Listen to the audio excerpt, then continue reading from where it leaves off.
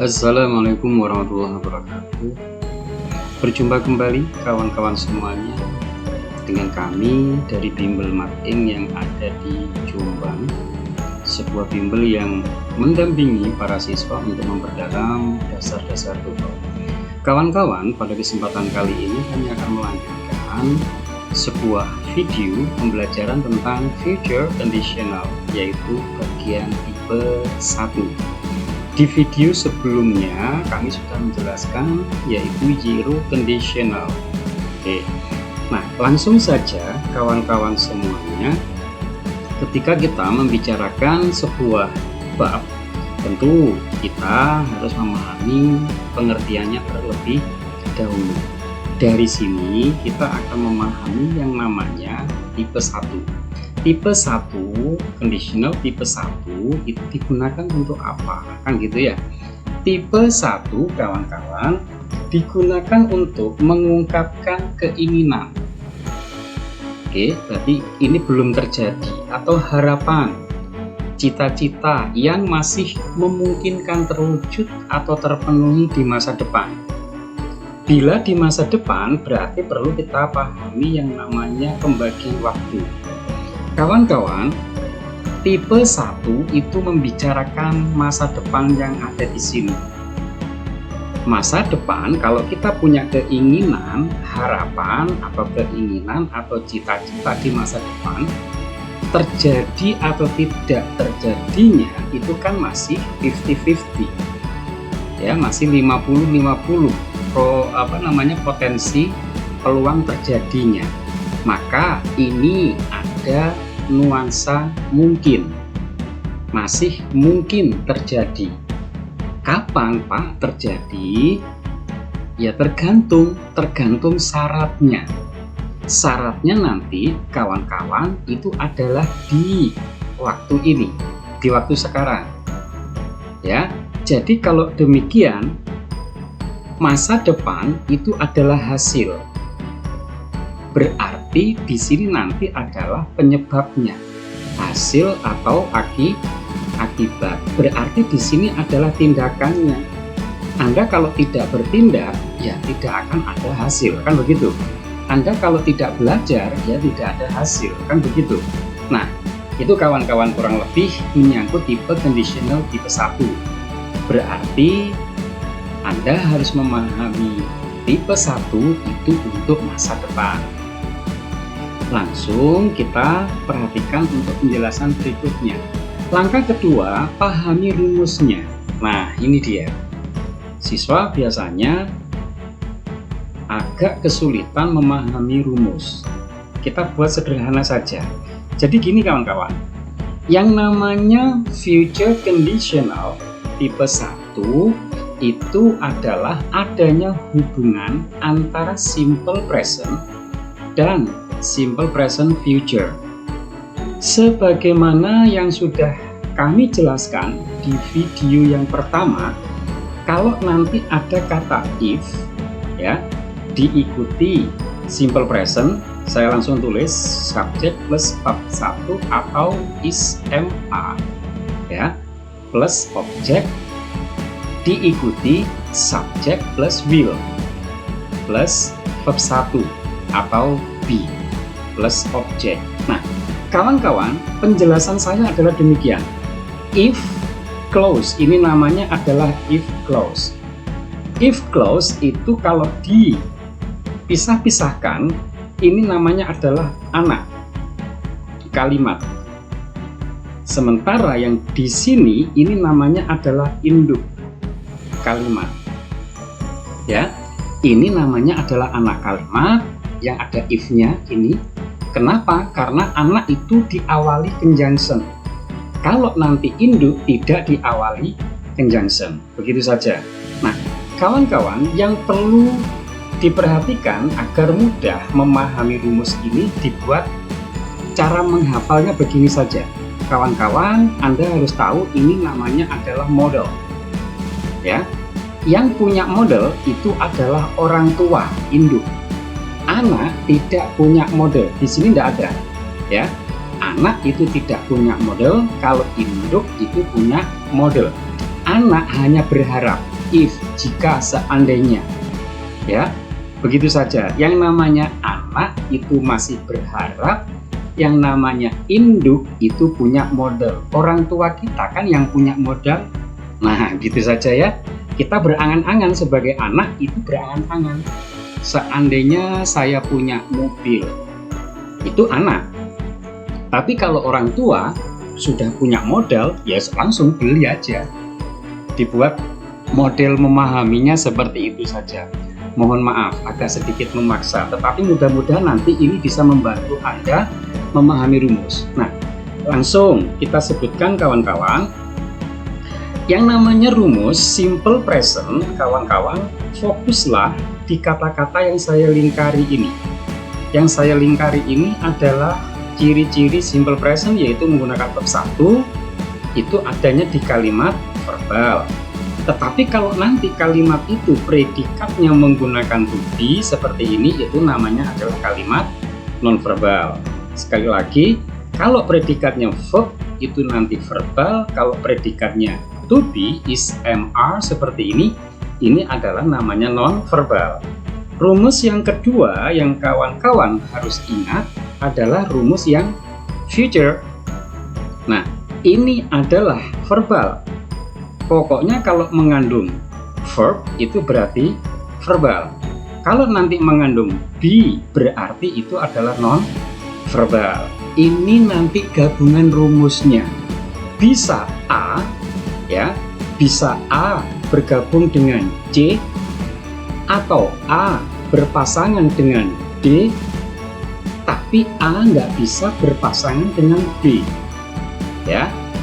Atau B bisa berpasangan dengan C, B bisa berpasangan dengan D. Demikian kawan-kawan ya. Kita buatkan contohnya. Kita buatkan contohnya seperti ini. Oke. Nah, kawan-kawan, if I finish my assignment, I will go to the mall with my friends.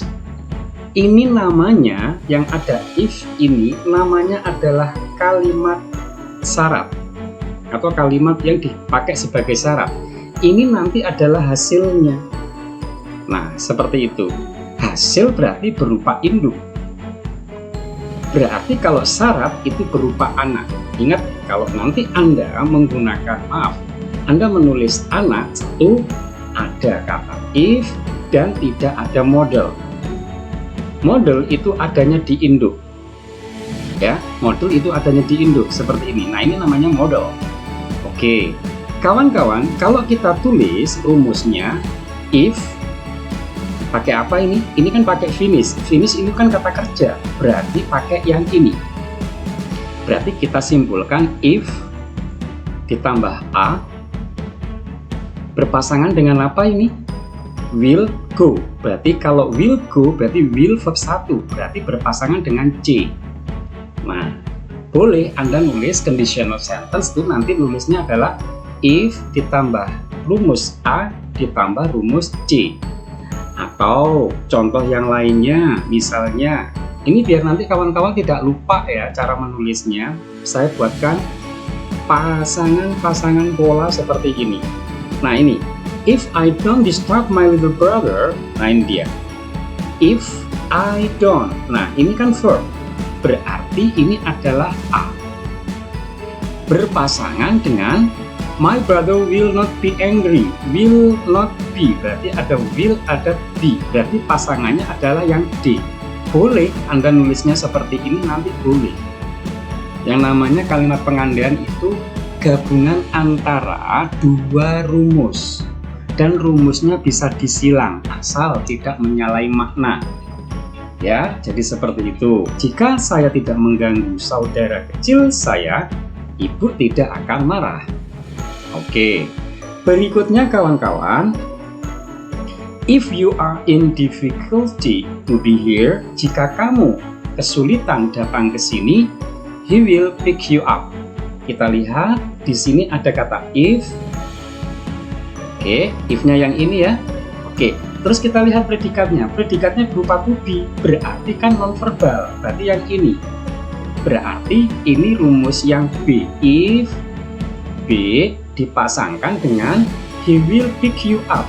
Setelah will Anda lihat ada pick itu kata kerja, berarti yang ini berarti berpasangan dengan C, boleh seperti itu. Atau yang satunya lagi, if you are serious, nah ini dia, if berpasangan dengan you are serious, tidak ada model. Kalau tidak ada model berarti ini namanya adalah yang present. Nah ini dia, berarti if berpasangan dengan B dipasangkan lagi he will be, berarti will be yang ini, berarti yang D. Boleh pola-pola pasangan rumus seperti ini Anda padukan, boleh, syaratnya tadi tidak menyalahi hukum makna, terjemahannya nanti biar tidak bias. Oke, berikutnya jadi simpulannya dari slide ini kawan-kawan, Anda boleh menulis menggunakan pasangan-pasangan rumus seperti ini untuk menyatakan future conditional. Oke, kita lanjutkan kawan-kawan. Tetapi sebelum kami melanjutkan penjelasan tentang conditional tipe 1, kawan-kawan, ada informasi dari kami kepada adik-adikku semuanya. Maaf, dengan segala hormat, kami membuat program peduli yatim, yaitu untuk mengikuti program bimbel offline di kantor. Berarti silakan Anda memanfaatkan acara ini. Kita akan memberikan gratis 100% tanpa ada bayar sepeser pun kepada Anda yang yatim atau yang piatu untuk 20 siswa pendaftar. Jadi ini tidak kami pungut biaya sama sekali. Biar untuk info lebih jelasnya silahkan nanti video ini di pause untuk dibaca sehingga nanti Anda memahami. Cara mendaftarnya nanti silahkan Anda manfaatkan klik link yang ada di bawah atau yang ada di deskripsi. Terima kasih. Kita lanjutkan kawan-kawan semuanya. Oke, untuk tipe conditional tipe 1 ini fungsi yang lain selain untuk menyatakan yang namanya harapan, cita-cita, atau keinginan di masa depan, tipe 1 ini kawan-kawan juga bisa digunakan untuk menyatakan kalimat imperatif. Berarti kita harus tahu dulu apa yang namanya imperatif. Imperatif itu adalah kalimat perintah. Perintah itu nanti harus menggunakan verb 1 atau be. Nah, verb 1 atau be ini nanti ditulis di mana? Di anak, ini perlu dicermati, atau di induk kalimat. Anda harus memahami ini. Yang namanya kalimat imperatif dalam tipe conditional tipe 1 itu nanti bisa menggunakan kalimat imperatif. Permasalahannya imperatifnya ini nanti ditulisnya di mana? Di anak yang mengandung if itu kah? Atau di induk yang mengandung model? Kan begitu? Pasti sudah terjawab ya. Oke, kawan-kawan, kita buatkan contoh seperti ini. Sekali lagi kami ingin mengingatkan kalimat sebelum koma ini namanya adalah anak. Anak itu tidak ada model, ya. Anak itu tidak ada model, tidak ada modelnya ya di sini ya, diperhatikan. Oke, terus nanti dalam kalimat imperatif itu Anda cukup menuliskan verb 1. Nah, berarti verb 1 ini ditulisnya di induk, ya kan? Tetapi jangan ditulis modelnya. Dalam imperatif tipe 1 model tidak ada. Langsung verb 1 karena konsep yang namanya perintah itu pasti verb 1. Misalnya go, ini kan perintah, nggak mungkin ada kata will go, kan musuh perintahnya akan gitu kawan-kawan ya. Jadi kesimpulannya kalimat imperatif itu menggunakan verb 1 atau be. Oke, contoh yang lain kawan-kawan, if you see Mr. Stephen, give him my regards. Jika Anda bertemu dengan Mr. Stephen, berikan salam hormat saya. Ini namanya adalah imperatif yang sebelah sini. Ini namanya adalah imperatif. Oke. Berikutnya, if you are serious about marrying me, meet my dad. Hati-hati. Ini adalah juga imperatif. Oke. Kawan-kawan, selain saya ingin mengulang, selain nanti conditional tipe 1 digunakan dalam kalimat imperatif, kalimat conditional tipe 1 juga digunakan untuk menyatakan keinginan seperti yang ada di sebelumnya tadi. Baik, berkaitan dengan tipe 1 ini kawan-kawan, maka kita juga harus memahami yang namanya kalimat fakta dari tipe 1 ini gimana.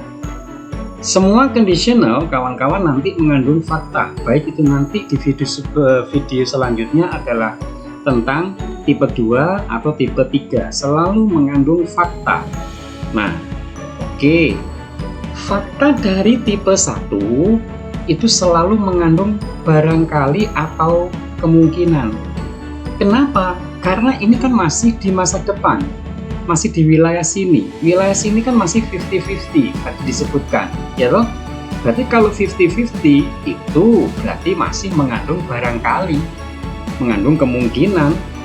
Nah, kata-kata seperti ini nanti hati-hati, itu menjadi ciri fakta. Ciri fakta dari future conditional atau tipe 1. Oke. Kalau kita buatkan gambar seperti ini kawan-kawan, sebagaimana yang sudah kawan-kawan pahami, ini adalah wilayah yang akan kita bahas. Andai saja waktu berjalan ke arah sana, berarti ini kan masa lampau, masa yang sudah kita tinggalkan. Ini adalah masa sekarang, berarti kita sedang membicarakan di wilayah sini, gitu ya. Oke, nah ciri-ciri fakta dari tipe 1 nanti kawan-kawan selalu mengandung ini kawan-kawan, kata maybe ya, mengandung kata berikutnya. Nah ini ciri-ciri nanti kalau Anda menghadapi tipe 1, faktanya selalu mengandung kata-kata ini. Likely ini juga artinya mungkin, bukan suka kawan-kawan ya, ini artinya adalah mungkin. Kita buatkan contoh. Jika Sinta menyelesaikan tugasnya nanti malam, dia akan pergi ke mall dengan teman-temannya. Apakah Sinta pergi ke mall nanti malam? Kan belum tentu, ya kan? Ini kan nanti disebut sebagai hasil atau akibat. Akibat dari apa? Akibat dari syarat. Ini adalah kalimat syarat. Kalau syaratnya terpenuhi, akibat atau hasil akan hadir. Tapi kalau syaratnya tidak terpenuhi, berarti hasil atau akibat tidak akan terpenuhi, sehingga muncullah kata mungkin seperti ini. Berarti fakta dari tipe ini adalah nanti mengandung kata mungkin dia akan pergi ke mall dengan teman-temannya, mungkin tidak. Nah ya, jadi ada warna biru ini nanti yang menjadi ciri, berarti itu fakta tipe 1. Kenapa? Karena maybe itu masih mungkin, masih belum terjadi, masih 50-50. Itu kawan-kawan ya. Demikian kawan-kawan untuk penjelasan tipe 1 ini. Mohon bantuannya like, comment, share, subscribe kepada channel kami biar nanti kawan-kawan selalu mendapatkan update dari video kami selanjutnya untuk tipe kedua dan untuk tipe ketiga serta tipe ke video-video yang lainnya. Terima kasih kawan-kawan. Jangan lupa simak link pendaftaran untuk program yang tim, yaitu belajar TOEFL bersama kami selama 10 bulan gratis. Terima kasih, kami akhiri. Wassalamualaikum warahmatullahi wabarakatuh.